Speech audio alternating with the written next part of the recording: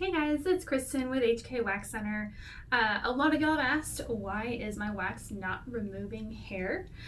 Multiple reasons. Now real quick, if there's any questions I don't answer or any additional questions you might have, comment down below. I go through and I answer those questions. And also you can like, subscribe. I'm on Instagram, Facebook, and if you are on Facebook, check out Wax Club. It's for professionals only. So estheticians, cosmetologists, and if you're currently in school, that's fine too. But check that out. So, why is my wax not moving hair? First thing is you want to make sure you're using a high quality hard wax. There's a ton of different brands out there. It can get super confusing. I completely understand, but do your research. Make sure you're using a high quality hard wax because that's the number one thing. If you're using something that's just crappy, the whole situation is gonna suck. I myself use mermaid wax. Like I said, do research, find what works for you and test out multiple ones. When I was first starting out, I purchased multiple different brands and would see which one I like best. So think about that first. Next thing, prepping the skin.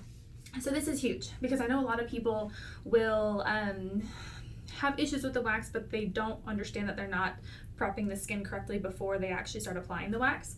So first thing, you need to cleanse the skin. So if there's any kind of like oils, gels, lotions, makeup, dirt, sweat, anything like that, pre-wax cleanser, cleanse the skin, make sure it's all nice and good. Makeup, stuff like that. If you're doing brows, make sure you get the makeup off because then I won't adhere correctly. So cleanse the skin first. If they have really dry skin, I'll use a pre-wax oil. Now I'm in Texas, so it's hot and humid, so I don't always use it. If they don't need it, then there's no point. But if they have dry skin, then absolutely use a pre-wax oil after that. And then if I'm doing underarms or bikini area, I will do a cornstarch powder on top of it as well. So pre-wax cleanser, pre-wax oil, powder for bikini or underarm. Oh my gosh, underarm and bikini. And then anywhere else I won't use powder because it's just unnecessary. But those are two places where you can, like I said, you get sweaty, you get nervous, stuff like that. So excess moisture can just kind of build up there. So I always use powder. But that's huge, making sure you're prepping the area first to make sure that it's ready to be waxed. The next thing would be exfoliation. This is a huge one, especially for like bikinis and legs, stuff like that. When you're waxing hair, you're pulling it from the root. So that entire hair is being pulled out. That means a brand new baby hair will start to push through when it grows back in. Now those baby hairs are soft and fine.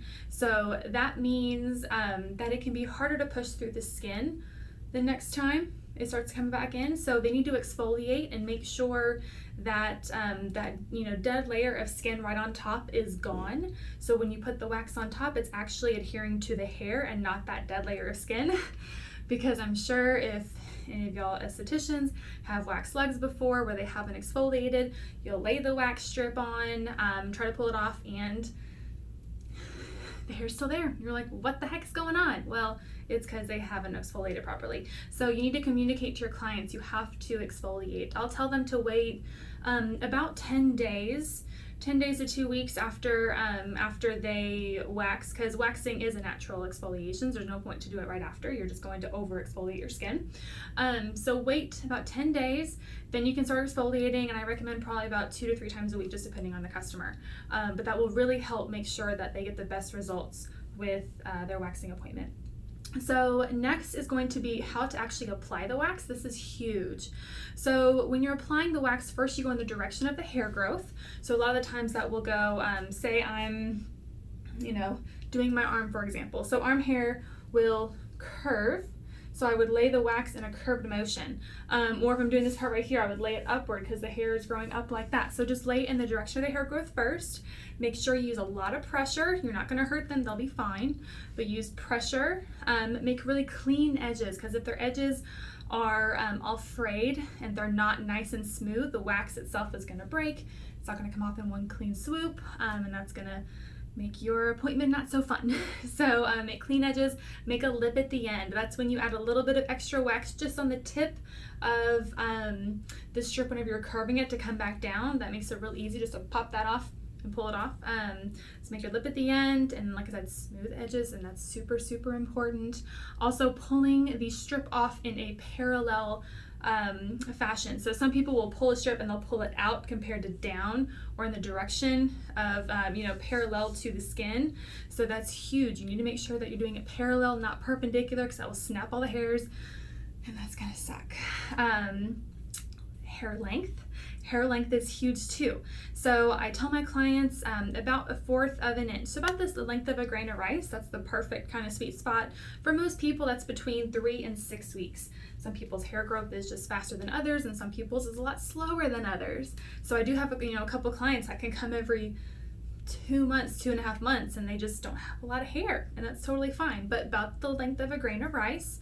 If it's shorter than 3 weeks, it's going to be too short. You're not going to be able to grip it from the root. And if it's longer than 6, most of the time, it tends to hurt a little more because the hair is at a longer stage.